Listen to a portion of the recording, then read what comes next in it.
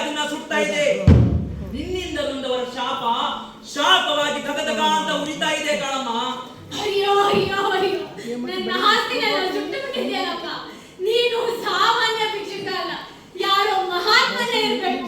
ಹೇಳು, ಯಾರು ನೀನು? ತಾಯಿ, ನಾನು ಯಾವ ಮಹಾತ್ಮನೂ ಅಲ್ಲ, ಏನೂ ಅಲ್ಲ, ಮಾದಪ್ಪ ಅಷ್ಟೇ. ಪ್ರಕೃತಿ ಕೊಟ್ಟಿದ್ದನ್ನ ಸಮನಾಗಿ ಹಂಚ್ಕೊಂಡು ತಿನ್ಬೇಕು.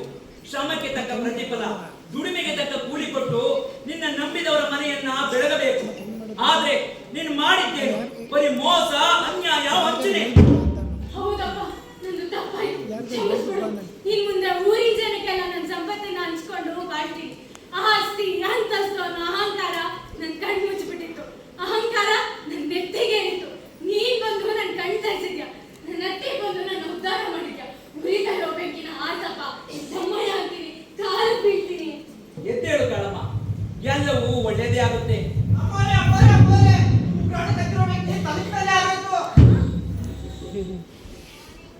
ನನ್ನ ಕ್ಷಮಿಸ್ಬಿಡಪ್ಪ, ಕ್ಷಮಿಸ್ಬಿಡು. ಕಾಳಮ್ಮ, ನಿನಗಾದ ಶಿಕ್ಷೆ ಬೇರೆಯವರಿಗೆ ಪಾಠವಾಗಲಿ. ಒಳ್ಳೆತನದಲ್ಲಿ ಬದುಕು, ಹಂಚಿ ತಿನ್ನೋದನ್ನ ಕಲಿ.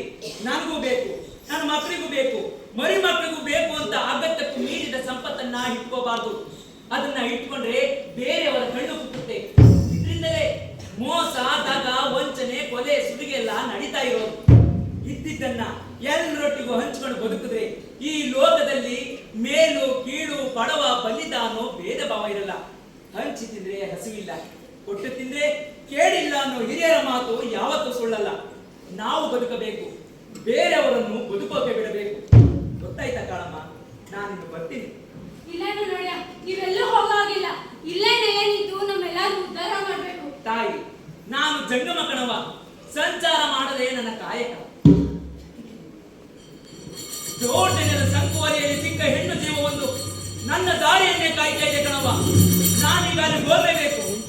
ನಾನಿನ್ನು ಬರ್ತೀನಿ ಕಣವ, ನಿನಗೆ ಒಳ್ಳೇದಾಗಲಿ.